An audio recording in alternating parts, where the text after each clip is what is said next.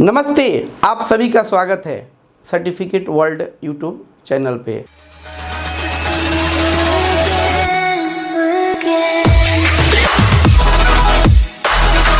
दोस्तों आज बात कर रहे हैं हम लोग बीआईएस सर्टिफिकेट लेने के सीरीज में बीआईएस आईएसआई कैसे मिलेगा। इस ब्लॉक का जो आपका एसएससी ब्लॉक है उसकी पहले आईएएस कोड जान लेते हैं। आईएएस कोड 2185 पार्ट 3 आता है उसका आईएएस कोड। जब आपको बीआईएस लाइसेंस मिल जाता है यानी bureau of Indian standard certificate मिल जाता है तो आपको ये लोगो यूज करने को आता है, ये लोगो आपको यूज करने को मिलता है। हम लोग इसमें 6 टॉपिक से पूरे इनिशियल टू फाइनल कवर करेंगे। टॉपिक क्या क्या होगा, इन जनरली कस्टमर आपके माइंड में ये चलते रहता है क्या कि इसको करने में कितना टाइम लगेगा। ये टाइम की बात करेंगे हम लोग, कितनी कॉस्ट लगेगा यानी गवर्नमेंट का फी कितना लगेगा, कितने टाइप का गवर्नमेंट का फी लगता है। फिर इसके लिए टेस्टिंग इक्विपमेंट क्या क्या लगता है, जो लैब सेटअप करना पड़ता है आपकी कंपनी के अंदर में। पर डे क्या क्या टेस्टिंग हमको कंपलसरी करना पड़ेगा। अगर प्रोडक्ट आपका टेस्टिंग करवाना है तो सैंपल साइज कितना होगा उसकी भी बात करेंगे हम लोग। फिर इसको करने के लिए डॉक्यूमेंट का क्या क्या रिक्वायरमेंट होगा, फिर इसकी करने का प्रोसेस क्या क्या है, इनिशियल टू फाइनल हम लोग बात करेंगे।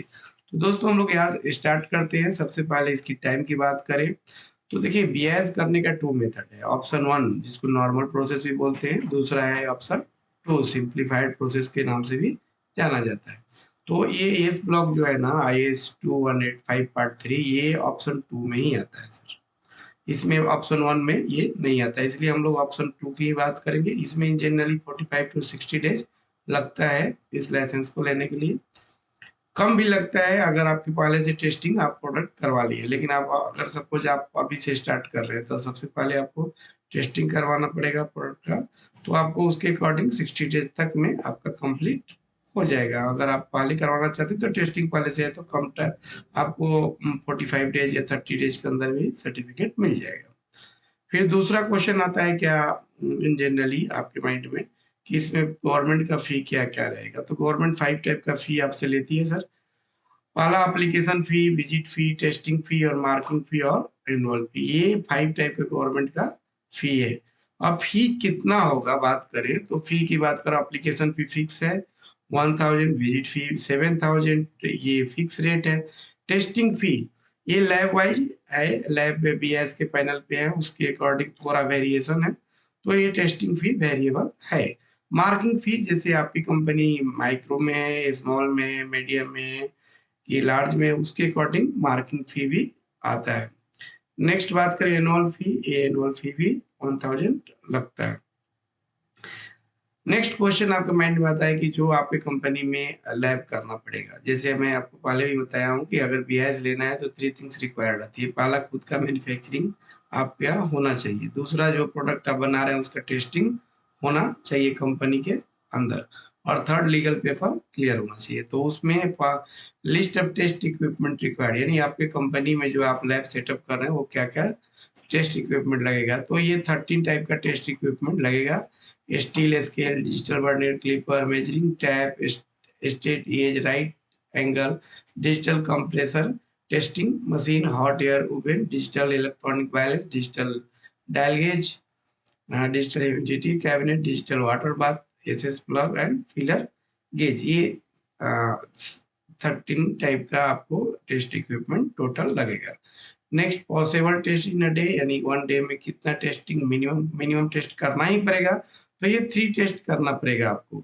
Dimension and tolerance, surface texture and finish and block density का टेस्टिंग करना पड़ेगा। सैंपल साइज की बात करें, जो आप प्रोडक्ट बना रहे हैं उसको सैंपल देना है तो आपको 24 सैंपल पीसेस देना पड़ेगा सैंपल के लिए। नेक्स्ट हम लोग बात करते हैं डॉक्यूमेंट का कि क्या क्या डॉक्यूमेंट लगेगा।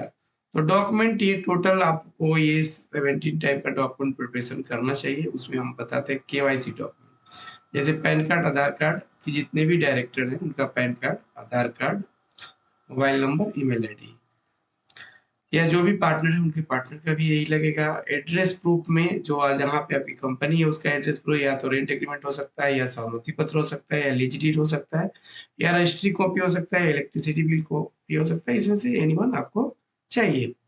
नेक्स्ट आता है लीगल एंटिटी फॉर्म, यानी कंपनी का प्रूफ। ये उद्यम रजिस्ट्रेशन सब कंपलसरी है।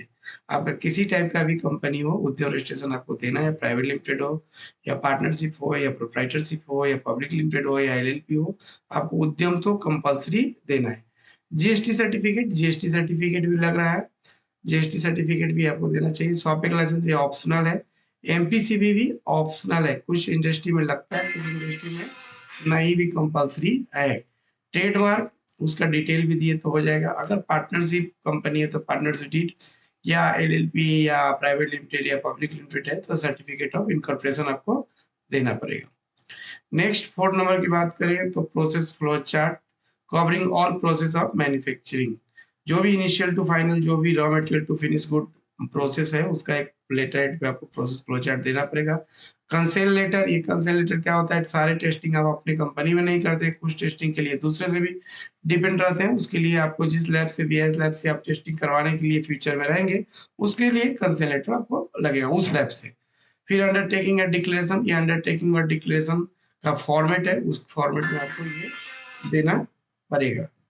Next quality assurance system testing flow in factory, जो आपकी फैक्ट्री है उसमें क्वालिटी एश्योरेंस सिस्टम फ्लो होना चाहिए। नेक्स्ट है drawing of the product and और कंपोनेंट, ये जहाँ पे एप्लीकेबल होता है उसके लिए है, प्रोडक्ट वाइज डिपेंड है। Next layout plan, location plan, list of manufacturing machinery and their detail, क्या क्या आपका मशीनरी आपके मैन्युफैक्चरिंग प्रोसेस में लगा है उसका डिटेल लगेगा। Next list of raw materials, supply detail and their test certificate, जैसे जो जो रॉ मटेरियल आप लेते हैं, जैसे 6 टाइप का रॉ मटेरियल इंजीनियरिंग लगता है इस ब्लॉक बनाने के लिए, तो उसका कौन कौन आपके सप्लायर है, उसका टेस्ट रिपोर्ट है तो टेस्ट रिपोर्ट है। अगर टेस्ट रिपोर्ट नहीं है तो आपको खुद से बीआईएस लैब में करवाना चाहिए। Next list of test equipment and their detail, जो टेस्ट इक्विपमेंट हम लोग देखे हैं उसका एक फॉर्मेट होता है, उसका डिटेल में देना पड़ेगा आपको। Collaboration certificate of testing equipment, जो टेस्टिंग इक्विपमेंट है जिसका कोलैबोरेशन हो सकता है उसका कोलैबोरेशन सर्टिफिकेट करके लेना होता है। लैब क्वालिटी पर्सन डिटेल, जो आपकी क्वालिटी पर्सन रहेगा लैब में, उसका PAN card, Aadhaar card, passing certificate, appointment letter, mobile number, email ID और पासपोर्ट साइज फोटो, ये सारी चीज लग रहा है। हाइजीन कंडीशन डॉक्यूमेंट की बात करें तो इसमें तो हाइजीन कंडीशन कोई नहीं लगता है, लेकिन hygiene condition document bye MPCB आपके पास में है तो आप इसमें दे सकते हैं। लेटर हेड तो रहना चाहिए। रीजन क्या कि आपके पास में अंडरटेकिंग या डिक्लेरेशन या बहुत सारे ऐसे पेपर होता है जिसका क्लेरिफिकेशन आपको देना होता है, तो लेटर हेड पे ही देना पड़ता है। तो ये सारी चीजें आपको कंप्लीट करके लेना चाहिए। नेक्स्ट बात करें हम लोग बीआईएस सर्टिफिकेशन प्रोसेस की बात करें तो प्रोसेस 15 स्टेज में कंप्लीट होता है। प्रोसेस आपका फर्स्ट स्टेज में क्या करना चाहिए आपको, तो इंफॉर्मेशन सीट बना लेना चाहिए, क्या क्या उसमें लग रहा है, या फॉर्मेट, जैसे list of raw material, list of test equipment, list of machinery या बाकी का कोलैबोरेशन सर्टिफिकेट, ये सारी चीज का फॉर्मेट प्रॉपर वे में आपको बनाकर लेना चाहिए। नेक्स्ट स्टेज 2 में जो आप डॉक्यूमेंट प्रिपेयर करते हैं उसको आपको सबमिशन करना चाहिए। फिर आपको ऑनलाइन पोर्टल पे जाकर के बीआईएस का जो पोर्टल है जहाँ पे आप सर्टिफिकेट लेने के लिए अप्लाई करेंगे, वहां पे उस पोर्टल पे आपको जनरेट करना चाहिए अपना यूजर आईडी पासवर्ड। फिर स्टेज 4 में क्यूआर कोड जनरेट कर लेना चाहिए। फिर फिफ्थ में आप product and sample preparation at factory, जो फैक्ट्री में आपका जो सैंपल बनेगा उसका स्टेज कंप्लीट करना चाहिए। फिर आपको रिव्यू करना चाहिए अपने लैब का कि लैब जो है प्रॉपर है कि नहीं। नेक्स्ट जो है, जो आप सैंपल फैक्ट्री से आप किसी लैब को दिए हैं उसको फॉलोअप कीजिए। फॉलोअप करने के बाद में आपके पास में वो सैंपल आएगा तो बीआईएस पोर्टल पे आपको सबमिट कर देना है। जैसे ही बीआईएस सबमिट पे करते हैं तो आपका काम कंप्लीट होता है। बीआईएस वाले उसको सबमिशन के बाद में देखते हैं, बीआईएस ऑफिसर, उसमें से कोई क्वेरी अगर जनरेट करते हैं बीआईएस ऑफिसर तो उसको क्लियर करके लेना चाहिए। फिर स्क्रूटनी ऑफ एप्लीकेशन, वो बीआईएस ऑफिसर आने के बाद प्री ऑडिट करते हैं। फिर नेक्स्ट जो है जो सबसे इम्पोर्टेंट है, on site inspection by BIS officer. आपके साइट पे बीआईएस ऑफिसर आते हैं, वो देखते हैं मैन्युफैक्चरिंग सेटअप है या नहीं है, उसके बाद देखते हैं जो प्रोडक्ट आप बना रहे हैं उसका टेस्टिंग इक्विपमेंट मोर इनफ है कि नहीं टेस्टिंग करने के लिए। टेस्ट भी आने के बाद में करवाते हैं अपने सामने कि ये टेस्टिंग करने आता है कि नहीं क्वालिटी वाले पर्सन को। फिर आगे उसके देखते हैं कि लीगल डॉक्यूमेंट आप सबमिट करते हैं वो प्रॉपर है कि नहीं, फिजिकल कॉपी भी देख सकते हैं, वो डिपेंड होता है ऑफिसर पे। नेक्स्ट होता है वो जो फिर आपका ये वेरिफिकेशन इंस्पेक्शन कंप्लीट होता है तो बीआईएस ऑफिसर आपको सैंपल सील कर देते हैं, उस सैंपल को बीआईएस लैब में देना पड़ता है। तो ये स्टेज 12 में होता है। फिर 13 में उस सैंपल को फॉलोअप कीजिए, जब तक वो नहीं आता है तो उस लैब वाले से फॉलोअप करना चाहिए। फिर स्टेज 14 में आता है आपका जब एप्लीकेशन वो टेस्ट रिपोर्ट अपलोड हो जाता है तो पोस्ट ऑडिट हो जाता है, वो बीआईएस ऑफिसर करते हैं। पोस्ट ऑडिट में कुछ क्वेरी अगर कुछ डॉक्यूमेंट बाकी रहता है तो वो मांग लेते हैं, तो उसको सबमिट कर देना चाहिए। फिर लास्ट जिसका इंतजार था आपको वो लाइसेंस मिल जाता है, यानी ग्रांट ऑफ बीआईएस सर्टिफिकेट या लाइसेंस हो जाता है। दोस्तों मैं ट्राई किया इनिशियल टू फाइनल इंफॉर्मेशन देने के लिए, सारे क्वेश्चन जो बीआईएस प्रोसेस करने के लिए किसी भी प्रोडक्ट के लिए जो रिक्वायरमेंट होता है क्वेश्चन आता है वो मैं ट्राई किया पूरा आंसर देने के लिए। फिर भी आपके माइंड में अगर कुछ क्वेश्चंस बच गया हो या इंफॉर्मेशन है, जैसे फॉर्मेट कैसा रहेगा बीआईएस करने के लिए, जैसे बीआईएस लैब कौन कौन से है आपके प्रोडक्ट के लिए, जैसे आप प्रोडक्ट जो बनाते हैं बहुत सारा प्रोडक्ट बनाते हैं तो क्या एक ही आईएस कोड के अंदर में आएगा कि कोई दूसरा आईएस कोड उसके लिए लगेगा।